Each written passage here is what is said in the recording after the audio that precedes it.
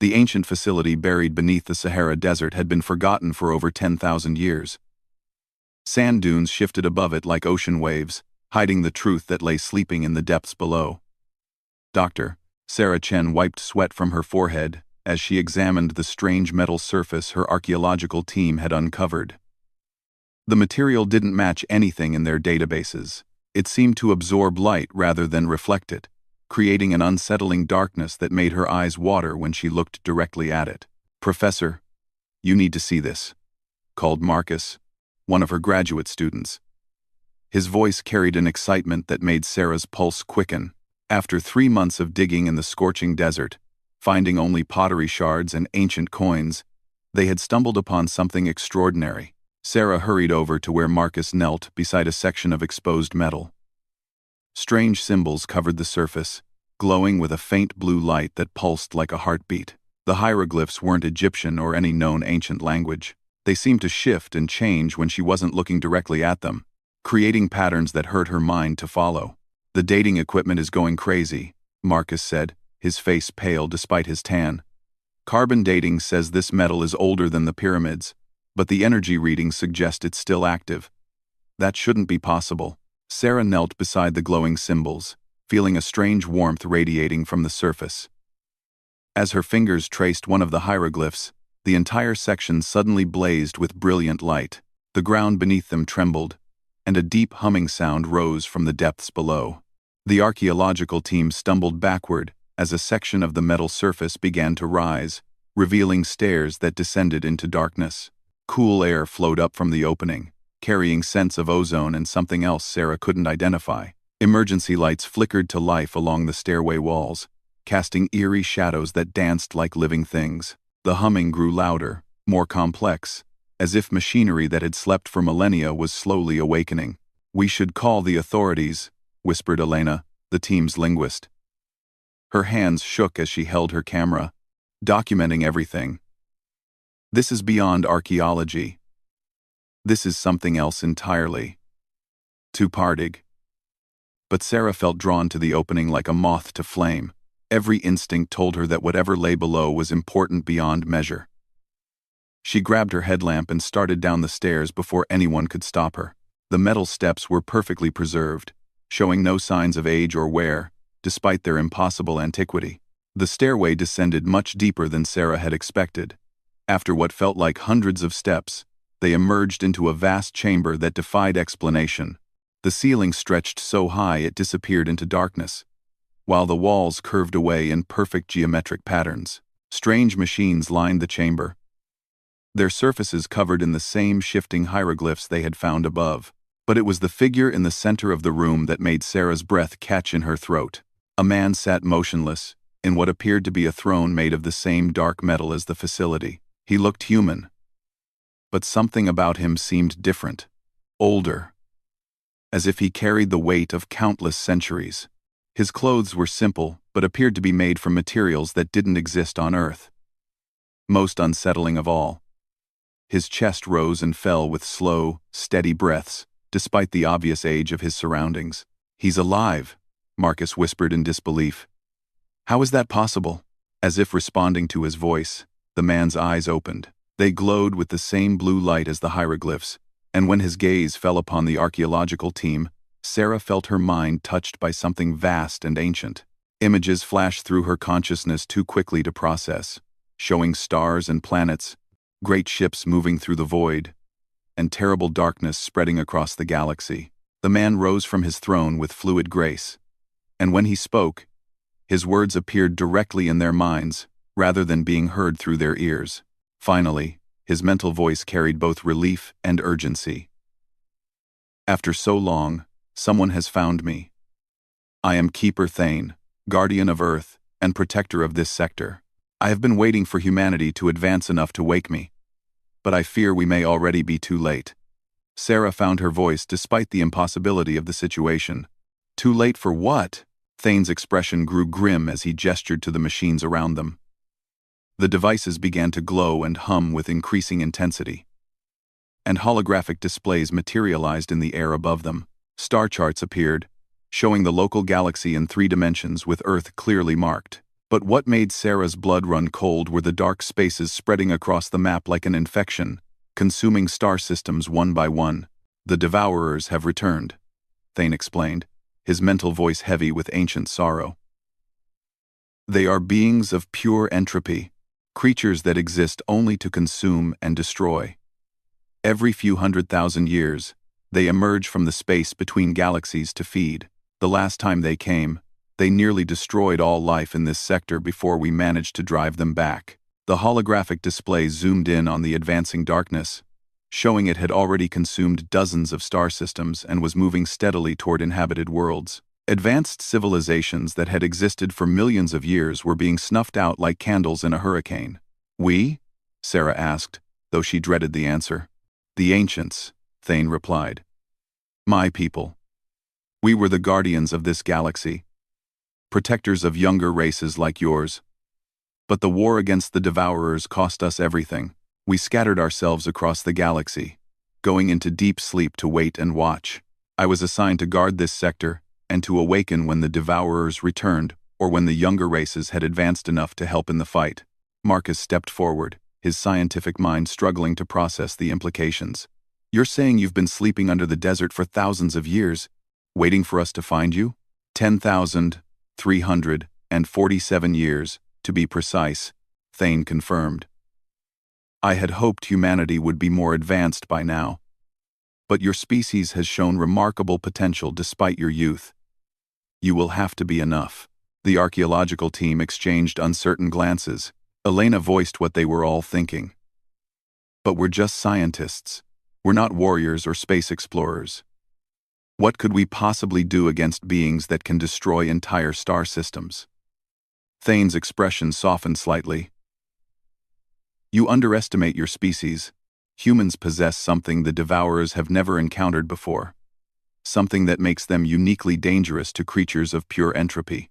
What's that? Sarah asked. Hope, Thane replied simply, and the stubborn refusal to accept defeat even in the face of impossible odds. The Devourers feed on despair and destruction, but they cannot consume hope. It is toxic to them, weakening their ability to destroy. Throughout this galaxy's history, no species has possessed hope in such concentrated form as humanity. The implications of his words began to sink in.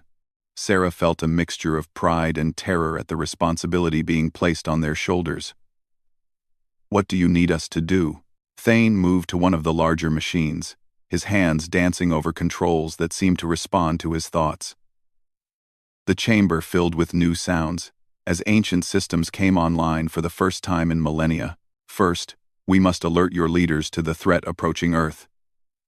The Devourers will arrive in this sector within 6 of your months. Second, we must prepare your defenses. Defenses? Marcus laughed, though there was no humor in it. We barely have the technology to reach our own moon reliably. What defenses could we possibly mount against beings that can destroy star systems? This facility is more than just my resting place, Thane explained, as the chamber transformed around them. Walls that had appeared solid revealed themselves to be screens showing star fields and tactical displays. It is a command center, connected to a network of similar installations across your planet. Each contains technology and weapons left behind by my people, waiting for the day they would be needed again. The screens showed locations around the globe where similar facilities lay hidden, beneath the ocean floors, inside mountain ranges, buried in polar ice, and hidden in other remote locations. Dozens of ancient installations waited to be awakened. Your planet is far better defended than you realize, Thane continued. But the installations require human operators. Ancient technology was designed to work in partnership with organic minds, not to function independently. We learned long ago that purely artificial systems could be corrupted by the Devourer's influence. Sarah stepped closer to the displays, her mind racing with possibilities and implications. You're talking about turning Earth into a fortress. I'm talking about turning Earth into something the Devourers have never faced before, Thane corrected. A world defended not just by advanced technology, but by human determination, creativity, and hope. My people were ancient and powerful, but we had grown complacent. We fought the Devourers with logic and strategy, Humans fight with something far more dangerous. What's that? Elena asked. Thane's smile was the first genuinely warm expression they had seen from him. Desperation mixed with ingenuity. When humans are backed into a corner, they don't just fight harder. They fight smarter. They find solutions that logic says shouldn't work. They refuse to accept that something is impossible. The main display shifted to show Earth as it appeared from space, but overlaid with energy patterns that revealed the hidden defensive network. Lines of power connected the various installations, creating a web of protection that spanned the entire planet. But many of the connections showed as dark or flickering, indicating systems that had failed or were failing after millennia of dormancy. The network needs to be restored, Thane explained. And it needs human minds to guide it. Your species will need to learn our technology quickly. But more importantly, you'll need to improve upon it. The Devourers adapt to whatever defenses they encounter. We need strategies and weapons they've never seen before. Sarah felt the weight of responsibility settling on her shoulders like a physical burden. How do we even begin? How do we convince world leaders that this threat is real? How do we prepare for something beyond our understanding? We begin here, Thane replied, gesturing to the control systems around them. This facility will serve as the coordination center for Earth's defense. From here, we can contact the other installations and begin awakening them. More importantly, we can begin training the humans who will operate them. The machine he was working at suddenly projected a beam of light that enveloped Sarah. She felt a tingling sensation throughout her body, and her mind was flooded with information. Images, concepts, and knowledge that had never existed on Earth poured into her consciousness. She saw star charts showing the movement of the Devourers, understood the principles behind weapons that could shatter moons, and grasped the fundamentals of technologies that seemed like magic. When the beam faded, Sarah stumbled backward, overwhelmed by the sudden expansion of her knowledge. She understood now how the ancient technology worked, how the defensive network operated, and most importantly, how humanity could contribute to the coming battle. The knowledge transfer is temporary, Thane explained as Sarah regained her balance. It will fade within days unless reinforced through practice and study. But it will be enough to get you started. Marcus and Elena were staring at Sarah with mixtures of awe and concern. What did you see? Marcus asked. Everything, Sarah whispered. I saw what's coming, and I saw what we have to work with. Thane is right. We're not defenseless, but we're going to have to be better than we've ever been before. The facility around them continued to awaken as more systems came online. Displays showed the status of installations around the world, many of which were already responding to signals from the command center. Deep beneath the Earth's surface, humanity's hidden defenses were stirring to life for the first time in 10,000 years. But time was running short. The displays also showed the approaching darkness of the Devourers, consuming worlds at an ever-increasing pace as they moved through the galaxy. Each system that fell made them stronger and faster, creating a snowball effect of destruction that was accelerating toward Earth. We need to contact the outside world, Sarah said, her mind already working through the implications of what they had discovered.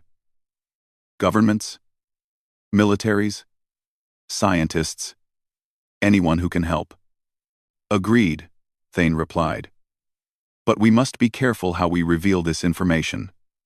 Panic will serve the Devourer's purpose better than denial. We need coordinated action, not chaos. As if responding to his words, alarms began sounding throughout the facility. The main display flashed red as it showed space near the edge of the solar system. Something massive had just emerged from hyperspace, something that made Sarah's newly acquired knowledge scream warnings of danger. Scout ship, Thane said grimly, his expression growing dark. The Devourers send them ahead to gather intelligence on target systems. We have less time than I hoped. The archaeological team watched in horror as the display showed the alien vessel beginning to scan the solar system, its probes reaching out toward Earth like grasping fingers. In a matter of hours, the creature would know everything about humanity's capabilities and defenses. What do we do? Sarah asked, fighting down panic as she realized their species' fate might depend on decisions made in the next few minutes. Thane's hands moved across the controls with practiced efficiency. We show them that Earth is not as helpless as they expect, and we hope that humanity is ready to face its greatest challenge. The ancient facility hummed with power as weapon systems that had slept for millennia began to charge. Around the world, other installations were awakening in response to the threat, preparing for a battle that would determine whether humanity survived to see another dawn. The war for Earth's survival was about to begin, and the outcome would depend on whether a species that had never faced true extinction could rise to meet an enemy that had devoured countless civilizations across the galaxy. General Patricia Morrison stared at the satellite images spread across her desk, her coffee growing cold as she tried to process what her intelligence analysts were telling her. Across the globe, massive energy signatures were appearing at locations that had shown no unusual activity for decades. Underground facilities were powering up. Ocean floors were registering seismic activity that followed no known geological patterns. And most disturbing of all, something in orbit around Earth was broadcasting signals that matched no known technology. "Ma'am, we're receiving a transmission on frequencies that shouldn't exist," reported Lieutenant Colonel Hayes. His face pale despite his military bearing. "The signal is coming from somewhere in the Sahara Desert, but it's broadcasting on quantum frequencies that our most advanced equipment can barely detect." Morrison had been the Pentagon's Director of Advanced Threat Assessment for 8 years, but nothing in her experience had prepared her for the reports flooding in from around the world. Military installations were detecting massive electromagnetic signatures. Civilian observatories were tracking objects in space that appeared and disappeared without explanation. And now she was being told that someone was broadcasting messages using impossible technology. "Put it through," she ordered, settling back in her chair as her staff activated the communication array. The holographic projector in the center of the conference room flickered to life, displaying the image of a woman Morrison didn't recognize, but it was the figure standing behind her that made every person in the room freeze in shock. "General Morrison," the woman said, her voice carrying an urgency that cut through any doubts about the transmission's importance. "My name is Dr. Sarah Chen. I'm calling from an archaeological site in the Sahara Desert, and I have information critical to Earth's survival." Morrison leaned forward, her military instincts taking over despite the impossibility of what she was seeing. "Dr. Chen, how did you access our secured communication network? And who is that with you?" The figure behind Dr. Chen stepped into view, and Morrison felt her breath catch. The man appeared human, but something about him radiated an authority and presence that seemed to fill the room through the holographic display. When he spoke, his voice carried harmonics that seemed to bypass her ears and speak directly to her mind. "General Morrison, I am Keeper Thane, guardian of Earth, and representative of the ancient civilization that once protected this galaxy. Dr. Chen found my installation 3 hours ago, and I must inform you that your planet faces an imminent threat unlike anything in human history." The conference room erupted in voices as Morrison's staff began demanding explanations, verification, and proof.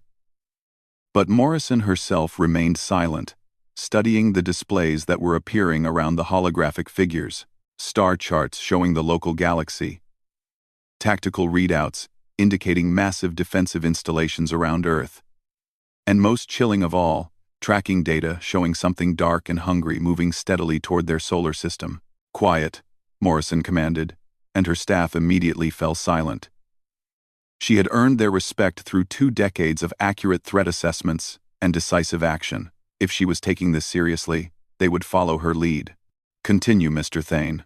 Thane gestured to the displays around him, and identical images appeared in Morrison's conference room. 3 days ago, Devourer scouts entered your outer solar system. These beings are not conquerors or explorers. They are entropy given form, creatures that exist solely to consume and destroy.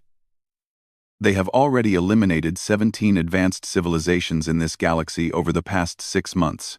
Morrison studied the tactical displays with a professional eye that had analyzed threats across 6 continents. The data showed a pattern of destruction moving through space with methodical precision, consuming everything in its path and growing stronger with each system it devoured. "What are their capabilities?" "They can unmake matter at the molecular level," Thane explained, his expression grim. They feed on the life force of entire planets, and they adapt to any defense they encounter. Traditional military strategies are useless against them because they learn from each engagement, becoming stronger and more resistant to whatever weapons are used against them. Dr. Chen stepped forward, her face showing the strain of the knowledge she had recently acquired. General, I've been given access to information about defensive installations hidden around Earth. According to this data, our planet has been protected by ancient technology for the past 10,000 years, but those defenses need human operators to function effectively. Morrison's mind raced through the implications. You're talking about recruiting personnel to operate alien technology against an enemy we don't understand. 1. I'm talking about the only chance your species has for survival. Thane replied bluntly. The Devourers will arrive in Earth's system within 5 months. Without proper defenses, they will consume every living thing on your planet within hours of their arrival. The general stood and walked to the window overlooking the Pentagon courtyard. Below, thousands of people went about their daily lives, unaware that their existence might depend on decisions made in the next few hours. What do you need from us? Access to military personnel for training, Dr. Chen replied. The defensive installations require operators with specific mental disciplines. Military training provides the necessary focus and decision-making skills under pressure. Thane added, we also need your global communication networks to coordinate with other world governments. This threat cannot be faced by any single nation. It requires the combined efforts of all humanity. Morrison turned back to face the holographic display. I'll need verification of your claims. Can you provide something that proves this isn't an elaborate hoax? Without hesitation, Thane touched a control surface that wasn't visible in the holographic transmission. Suddenly, every screen in the Pentagon's conference room displayed real-time satellite feeds showing energy signatures appearing at locations around the world. Massive structures were rising from the ocean floors, mountain ranges were revealing hidden installations, and polar ice was melting in perfect geometric patterns as ancient facilities awakened. The network is activating, Thane explained, as the displays showed a global map with dozens of bright points connected by streams of energy. These installations have been dormant for 10 millennia, waiting for the day they would be needed again. That day has arrived. Morrison's phone began ringing as reports flooded in from military installations around the world. Similar energy signatures were being detected by every major power, creating a level of global awareness that couldn't be hidden or explained away. Within hours, every government on Earth would know that something unprecedented was happening. I'll convene an emergency session with allied military leaders, Morrison decided. But I'll need your people here in Washington for briefings and verification. Agreed, Dr. Chen replied. But you should know that we're not the only ones who've made contact. According to Thane's information, similar Guardians are awakening at other locations around the world. This is a global awakening, not just an isolated incident. The implications of that statement hit Morrison like a physical blow. If Guardians were awakening worldwide, it meant the threat was even more serious than these two were indicating. Ancient beings didn't emerge from 10,000-year sleeps to deal with minor problems. Over the next 6 hours, Morrison's office became the coordination center for the most unprecedented global crisis in human history. Video conferences with world leaders revealed that similar contact had been made on every continent. In Russia, General Volkov reported that a Guardian had emerged from installations beneath Lake Baikal. In China, military commanders described ancient facilities activating along the Yangtze River. From Australia came reports of underwater installations rising from the Great Barrier Reef. Each Guardian brought the same message: the Devourers were coming, and Earth's hidden defenses needed human operators to function effectively. Dr. Chen and Thane arrived at Andrews Air Force Base aboard a transport aircraft that appeared on no radar and registered on no flight plans. When Morrison met them in person, she was struck by Thane's presence, even more than she had been during their holographic communication. The man moved with a fluid grace that suggested incredible physical capability, and his eyes held depths that spoke of experiences spanning millennia. The installations are active worldwide, Thane reported, as they entered the Pentagon's most secure briefing room. But activation is only the first step. Each facility requires a team of human operators working in mental harmony with the ancient systems. The technology was designed to amplify human intuition and creativity, not to replace it. Morrison had assembled her finest military strategists for the briefing, officers who had planned operations in every type of terrain and situation imaginable. But as Thane began explaining the defensive network, she realized they were facing something beyond conventional military doctrine. The installations aren't just weapons platforms, Thane continued, gesturing to displays that showed the internal structure of the facilities. They're force multipliers, designed to enhance human capabilities. A properly trained operator can coordinate defensive actions across entire continents. But only if they understand how to think in harmony with the ancient systems. Colonel Maria Santos, Morrison's top tactical analyst, raised her hand. What kind of training are we talking about? How long do we have to prepare? Intensive mental conditioning, combined with direct knowledge transfer.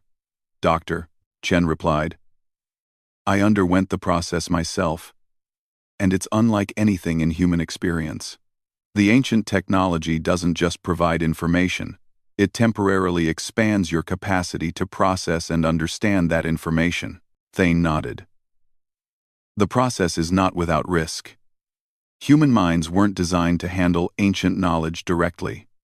Some candidates will not be able to adapt to the mental expansion required. Morrison felt a chill at the implications. You're talking about selecting personnel for a process that might damage their minds? I'm talking about selecting volunteers for a process that might save their species, Thane corrected. The Devourers won't show mercy to anyone, whether they volunteered for this responsibility or not. The briefing continued for hours as Thane explained the nature of the threat and the requirements for Earth's defense. The Devourers existed partially outside normal spacetime, making them difficult to target with conventional weapons.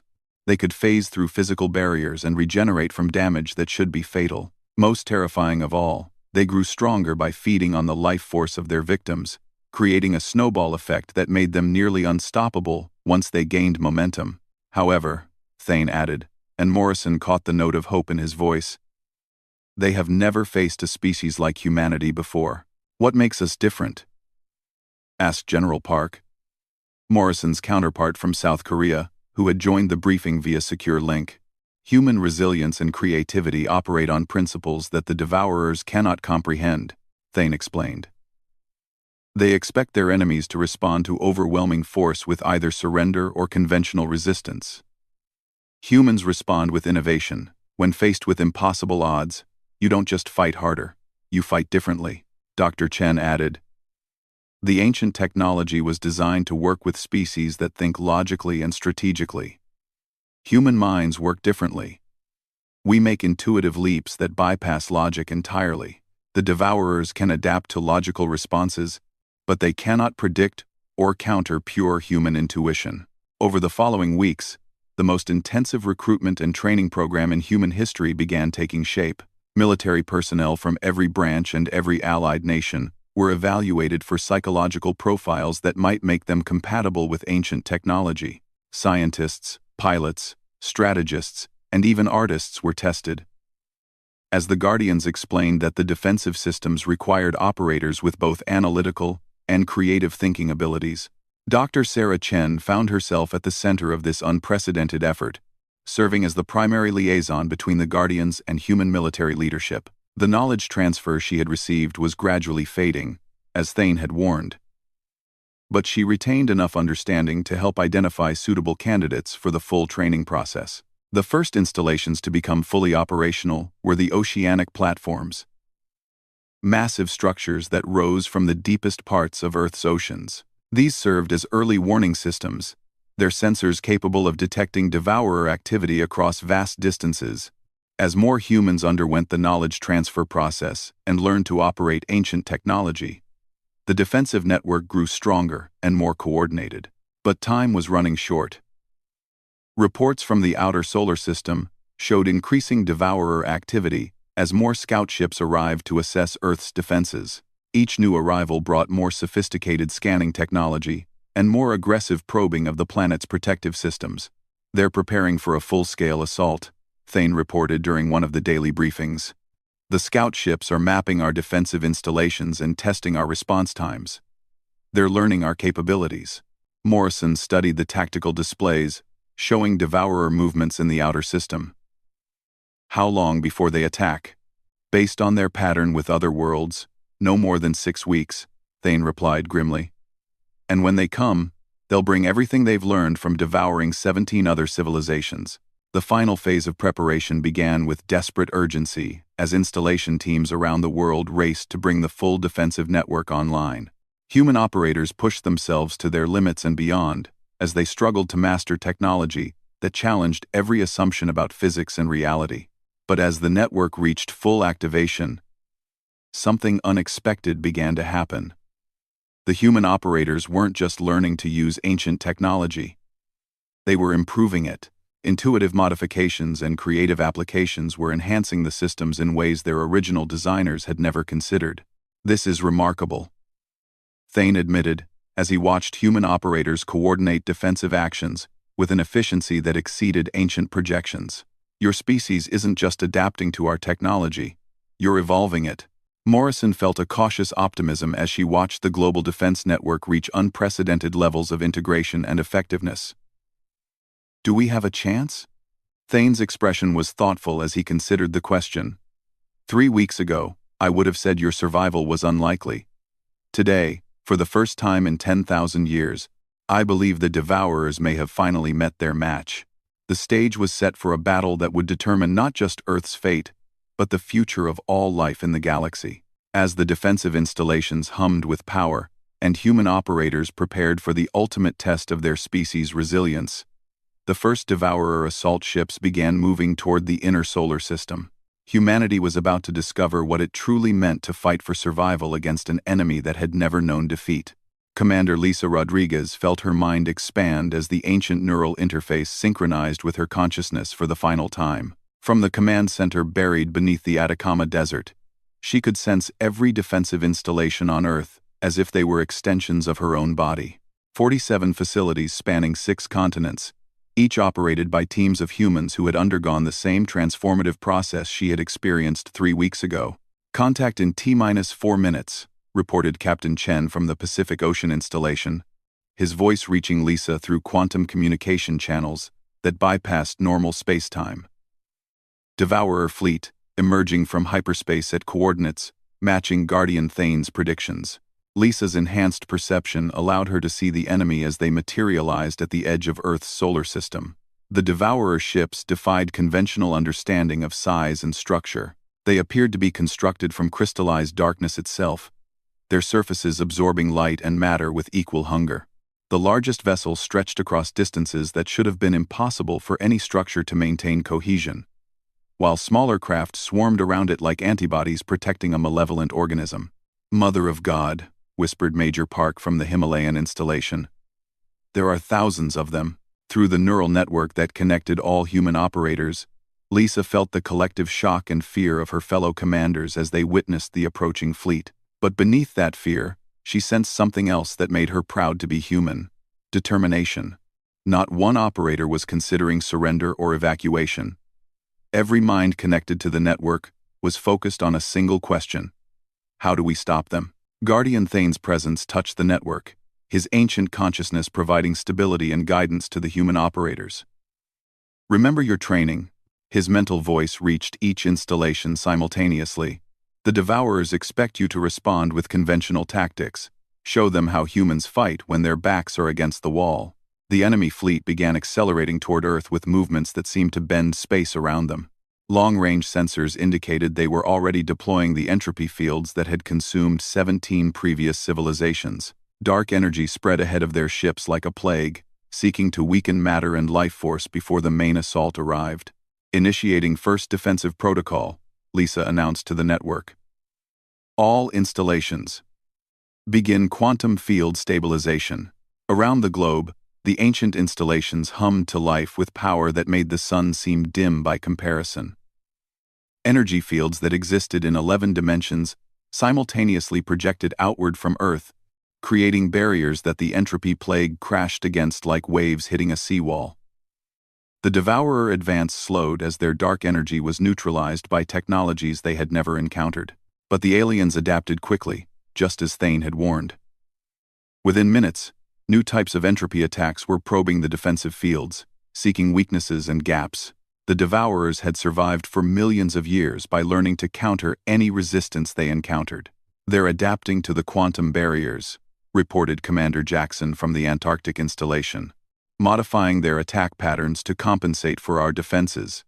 This was the moment Lisa had trained for, the instant when human creativity would need to exceed ancient technology.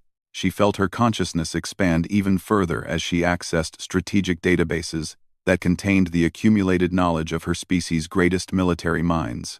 But instead of following established doctrine, she did something that no logical species would consider. "All installations, ignore standard defensive protocols," she ordered. "We're going to attack them." The reaction across the network was immediate confusion. Captain Chen's voice carried obvious concern. "Commander, our orders are to maintain defensive positions. The installations aren't designed for offensive operations." "The installations aren't," Lisa agreed, her mind racing through possibilities that the ancient designers had never considered.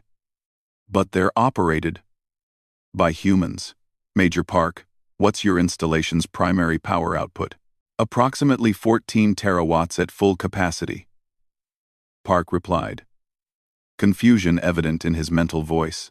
"Redirect all of it through the quantum focusing array and target the largest Devourer ship," Lisa commanded. "We're going to show them what happens when you threaten a species that uses stars as weapons." Guardian Thane's shock rippled through the network. "Commander Rodriguez, that's not how the technology is supposed to function.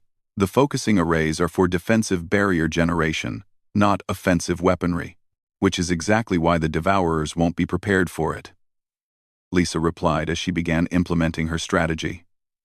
"They've fought the ancients before. They know how your technology is supposed to work. But they've never fought humans who don't care about how things are supposed to work." Across the defensive network, human operators began following Lisa's lead with the kind of creative recklessness that had carried their species from cave-dwelling hunters to interplanetary explorers. Installation teams started combining systems in ways that violated every safety protocol, overcharging weapons that were never meant to be weapons, and turning defensive shields into offensive hammers. The Atacama installation shuddered as Lisa pushed its quantum focusing array far beyond design specifications. Energy that was meant to create protective barriers was instead concentrated into a beam that could slice through the fabric of space itself. She aimed it at the largest Devourer vessel and fired. The beam struck the alien ship with the concentrated power of a small star.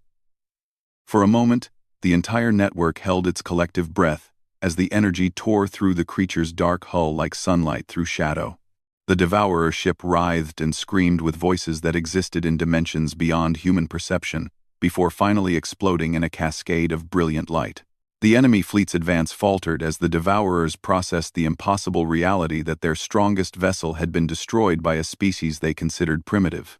Through long-range sensors, Lisa could see the aliens beginning to deploy countermeasures against focused energy attacks. "Second wave incoming," reported Commander Williams from the Arctic Ocean installation. "They've adapted to the quantum focusing technique. Energy beams are being absorbed and redistributed." Lisa smiled grimly as she prepared her next surprise. "Then we'll just have to try something else. All installations, prepare for gravitational assault." "That's completely insane," Major Park protested. "The gravitational generators are for stabilizing local spacetime during defensive operations. Using them offensively could tear holes in reality itself." "Major Park, a Metterding. A Metterding. Good," Lisa replied as she began coordinating with installation teams across 6 continents. "Let's see how the Devourers handle fighting inside a gravity storm." 23 installations simultaneously activated their gravitational manipulation systems. But instead of using them to stabilize local space, they projected gravitational waves toward the approaching enemy fleet. The result exceeded even Lisa's expectations, as space around the Devourer ships began twisting into impossible geometries. Alien vessels that could phase through solid matter found themselves trapped in gravitational fields that existed in multiple dimensions simultaneously. Ships that could regenerate from molecular destruction were torn apart by forces that operated below the quantum level. The Devourer formations scattered as their vessels struggled to maintain cohesion in the chaotic gravitational environment the humans had created. But the aliens were learning from each attack, adapting their ships and tactics to counter human creativity. New vessels began emerging from the main fleet. These ones protected by gravitational shields that deflected the installation attacks. The Devourers were starting to understand that humans didn't fight according to logical principles. They're bringing in specialized ships, Captain Chen reported, as the enemy began a coordinated counterattack. These ones seemed designed specifically to counter our improvised tactics. Through the neural network, Lisa felt the strain building among the human operators as they pushed ancient technology far beyond its intended limits.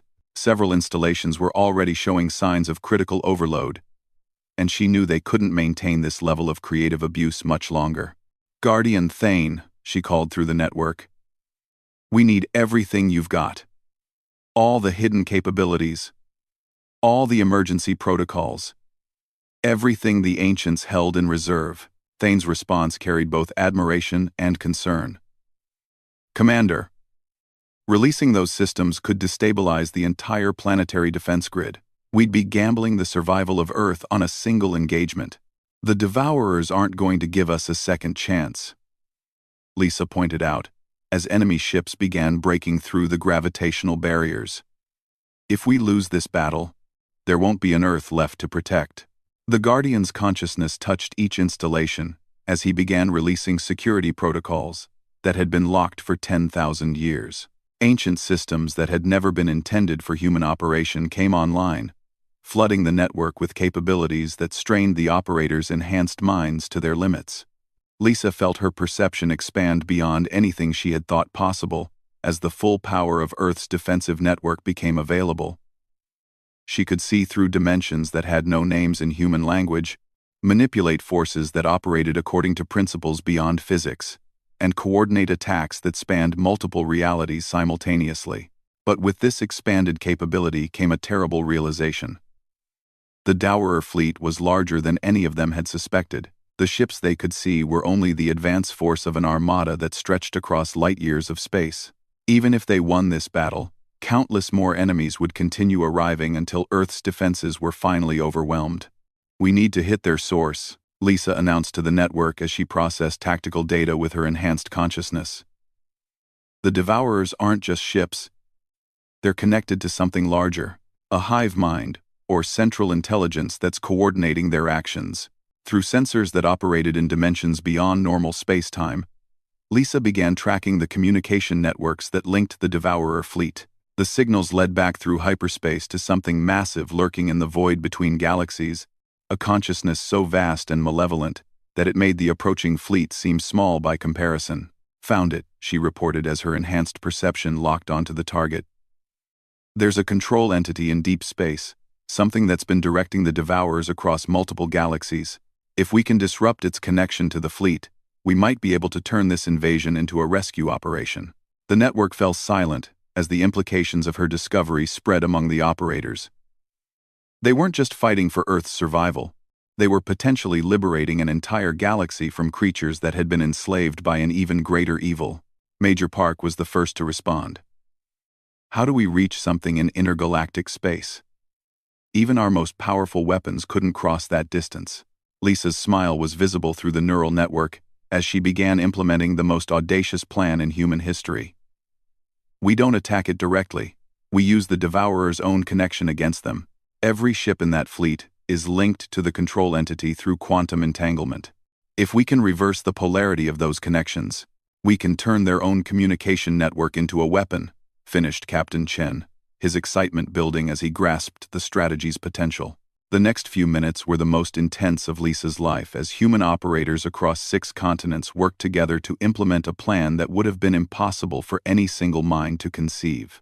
They hijacked the quantum entanglement networks that connected each Devourer ship to its controlling intelligence, gradually reversing the polarity of the connections while maintaining their stability. When the reversal was complete, Lisa gave the order that would determine the fate of not just Earth, but every world the Devourers had ever threatened. All installations. Channel everything through the quantum entanglement network. Let's send this thing a message it will never forget. The combined power of Earth's entire defensive network, enhanced by human creativity, and operated with the desperate determination of a species fighting for survival, focused through the Devourer's own communication system, and struck at the control entity lurking in intergalactic space. The effect was immediate and devastating. Across the approaching fleet, Devourer ships began shutting down as their connection to the controlling intelligence was severed. Some vessels simply went dormant, while others began displaying behavior patterns that suggested independent thought for the first time in millions of years. Through long-range sensors, Lisa watched as the immediate threat to Earth dissolved into chaos. But more importantly, she could see the liberation spreading outward through quantum entanglement networks that spanned multiple galaxies. Everywhere the control entity had extended its influence, enslaved Devourers were suddenly free to make their own choices. Many chose to return to whatever homes they had been taken from eons ago. Others simply vanished into deep space, seeking solitude after millennia of forced servitude. A few actually approached Earth, broadcasting messages of gratitude in mathematical languages that transcended species boundaries. Guardian Thane's presence in the network carried emotions that Lisa had never felt from him before. Hope mixed with something that might have been joy. In 10,000 years of watching and waiting, I never imagined this outcome. Humanity has not just saved Earth, you've liberated an entire galaxy. As the immediate crisis passed and the defensive network powered down to standby levels, Lisa felt her consciousness gradually returning to normal human parameters. The enhanced awareness that had allowed her to coordinate a battle across multiple realities was fading, but the memory of what they had accomplished would remain forever. The other operators began checking in as their own minds returned to baseline function, but their voices carried a confidence that hadn't been there before the battle. They had faced the ultimate test of human resilience and creativity, and they had not just survived but triumphed in ways that would reshape the entire galaxy. "So what happens now?" asked Major Park, as the global command network shifted from battle stations to monitoring mode. Lisa looked through the observation ports of her installation at the desert landscape above, where the sun was setting over a world that would face the future with the knowledge that humans were capable of miracles when their survival was at stake. "Now we rebuild," she replied. "We help the freed Devourers find their way home. We establish contact with the other civilizations that survived their attacks, and we prepare for whatever challenges the galaxy might hold. But most importantly, we remember that being human means never accepting that something is impossible."